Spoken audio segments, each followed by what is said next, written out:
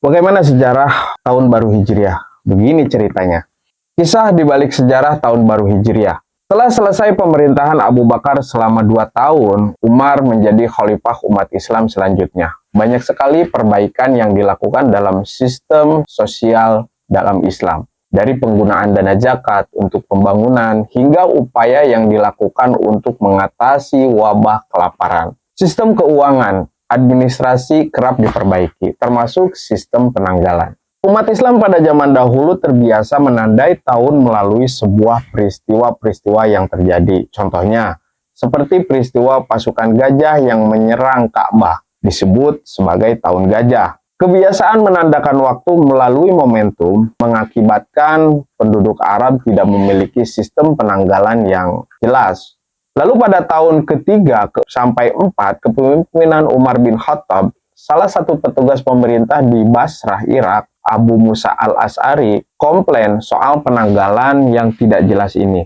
Hal ini membuat penanggalan surat dan pencatatan administrasi menjadi tidak konsisten. Betapa sulitnya mencatat waktu atau bagaimana tahu kapan seseorang harus melakukan sebuah agenda tanpa penanggalan yang jelas. Tentu sulit dan bisa mempengaruhi setiap sektor pemerintahan Islam kala itu. Nah, kondisi inilah yang menjadi awal sejarah Tahun Baru Hijriah. Lalu Khalifah Umar mengadakan sebuah musyawarah bersama petinggi pemerintah soal bagaimana mereka menetapkan sebuah kalender.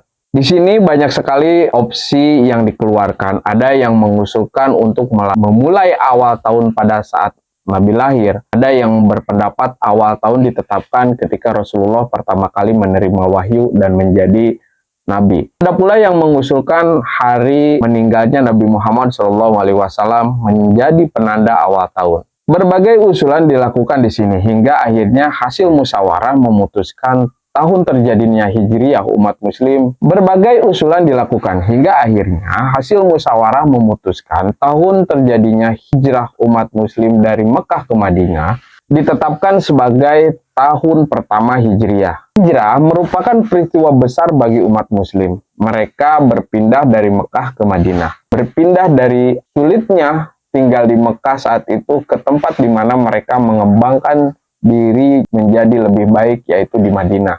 Lalu penetapan pertama tahun Hijriah. Bulan Muharram menjadi bulan pertama yang menandakan tahun baru Hijriah. Penetapan bulan Muharram ini memiliki banyak landasan, sebab banyak peristiwa istimewa yang terjadi. Awalnya, dalam musyawarah penetapan kalender ini ada yang mengusulkan untuk menjadikan bulan Rabiul Awal sebagai bulan pertama pada kalender Hijriah. Namun, Khalifah Umar menolaknya dan memilih bulan Muharram. Utsman bin Affan juga merekomendasikan Muharram sebagai bulan pertama.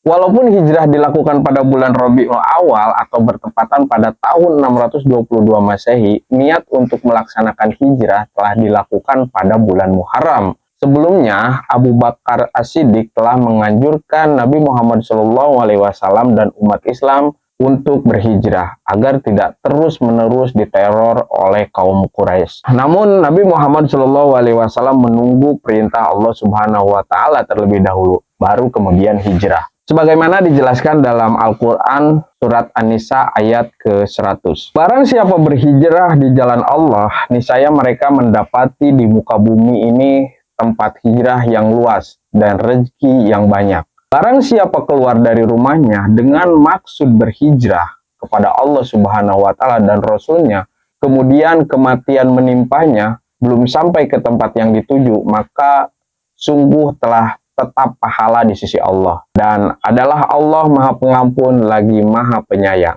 Nah, ini dia keistimewaan bulan Muharram. Selain menjadi permulaan dari niat berhijrah, bulan Muharram memiliki banyak momen peristiwa.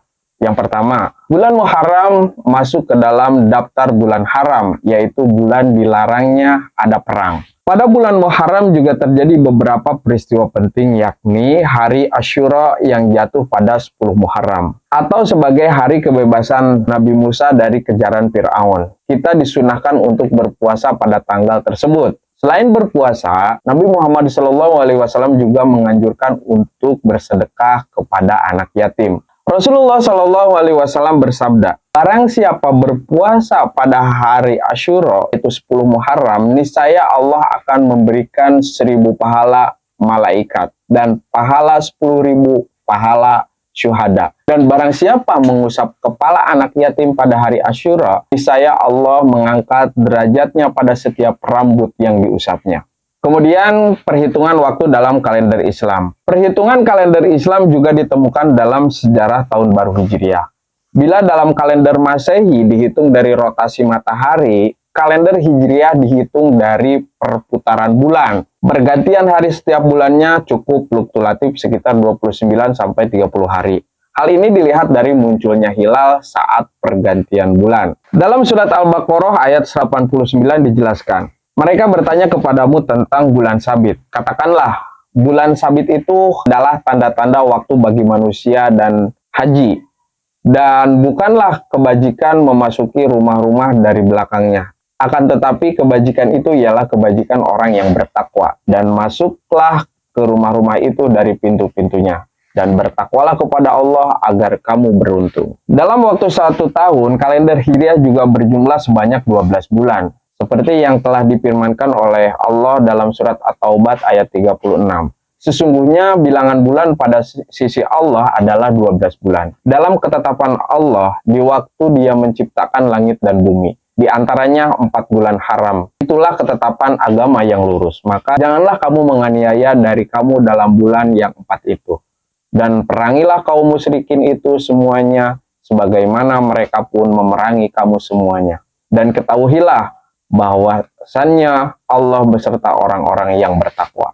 Maka hijrah dalam tahun baru Hijriah, hijrah memiliki makna berpindah dari keadaan yang sulit ke dalam keadaan yang lebih baik. Dari pribadi yang melakukan banyak dosa menjadi taubat kepada Allah Subhanahu wa Ta'ala. Dalam peristiwa sejarah tahun baru Hijriah ini, hijrah yang dilakukan oleh umat muslim bukanlah hal yang mudah dilakukan. Mereka saling menguatkan diri, saling mendukung dalam perjalanan agar sampai ke Madinah dengan selamat. Ada yang menyiapkan perbekalan, ada pula yang menjadi penunjuk jalan, ada pula yang menghapus jejak unta di barisan paling terakhir agar tidak dibuntuti oleh kaum Quraisy. Hijrah mempersatukan dan memperkuat umat muslim dengan tujuan membangun peradaban yang lebih baik lagi. Sekian, semoga bermanfaat, dan yang belum subscribe, silahkan subscribe channel ini. Terima kasih.